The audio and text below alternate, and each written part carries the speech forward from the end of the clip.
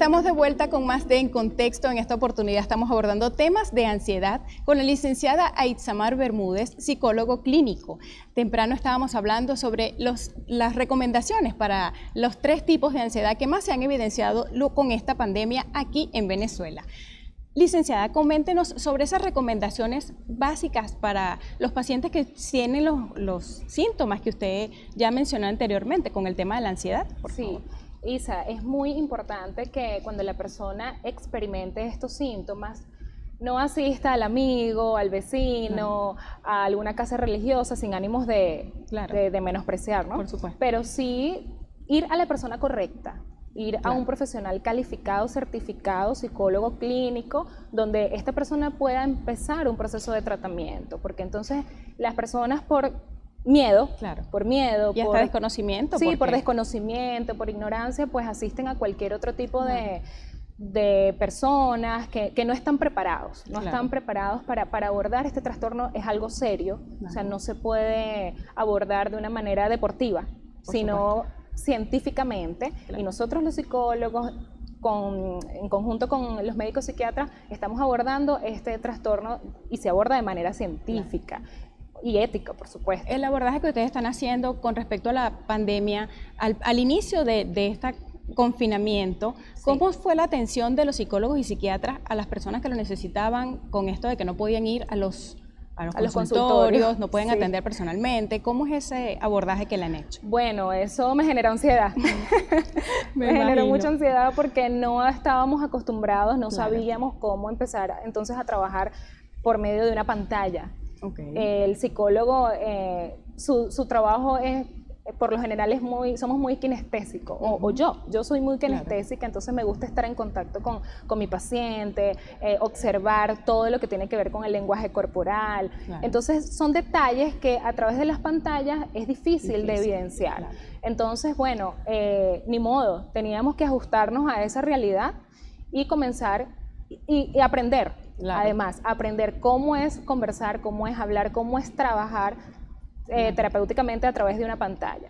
Pero lo hicimos, lo teníamos que hacer porque no podíamos abandonar a nuestros pacientes. No, para nada. No podíamos abandonarlos. Entonces, bueno, pero sí tuve resultados positivos. De hecho, todavía tengo pacientes, a pesar de que podemos ir a consultas, hay pacientes que no quieren asistir al consultorio por todo este tema de la pandemia y por cuidarse. Entonces, bueno, seguimos a través de las pantallas y bueno, de verdad que nos ha ido muy bien. Ese miedo de la gente de ir a los consultorios, ¿cómo abordar eso ustedes en su área, psicológicamente hablando? Sí, bueno, nosotros tenemos que garantizarle al paciente que va a estar seguro.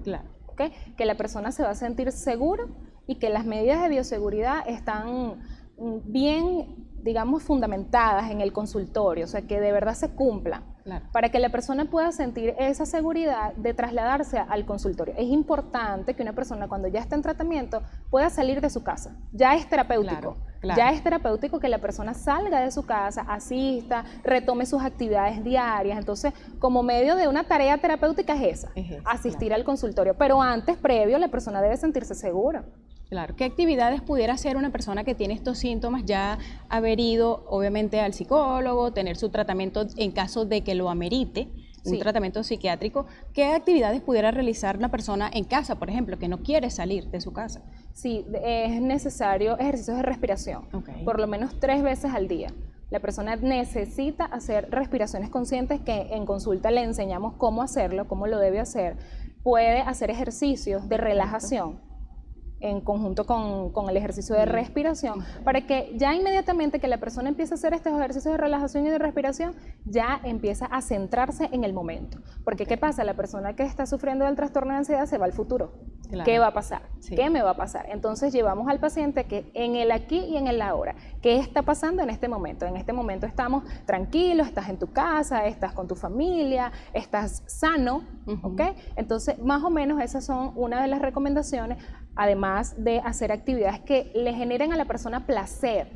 Las personas estamos, o la sociedad está acostumbrada a hacer lo que debe hacer y no lo que quiere hacer. Entonces apuntamos a eso, que la persona pueda liberar endorfinas y todas estas hormonas de la felicidad a través de una actividad que le guste. Pintar, bailar, hacer ejercicios, cantar, o sea, experimentar todas esas actividades que le puedan generar placer a la persona. ¿Se puede superar estas ansiedades? Sí, por supuesto que sí, si la persona, digamos, toma en cuenta todas las recomendaciones y asiste a su consulta psicológica. De otra manera, no se puede, porque es un trastorno. O sea, es igual como si tenemos alguna enfermedad, no vamos al médico, no tomamos la medicina o no seguimos las indicaciones del médico, así mismo es en atención psicológica, es lo mismo. Es vivir con ese trastorno, pero tratando de que no opaque toda la vida. Sí, va a llegar un momento que la persona no va a poder más. Y puede descompensarse, incluso puede empezar a experimentar otro tipo de síntomas y empieza a alterar.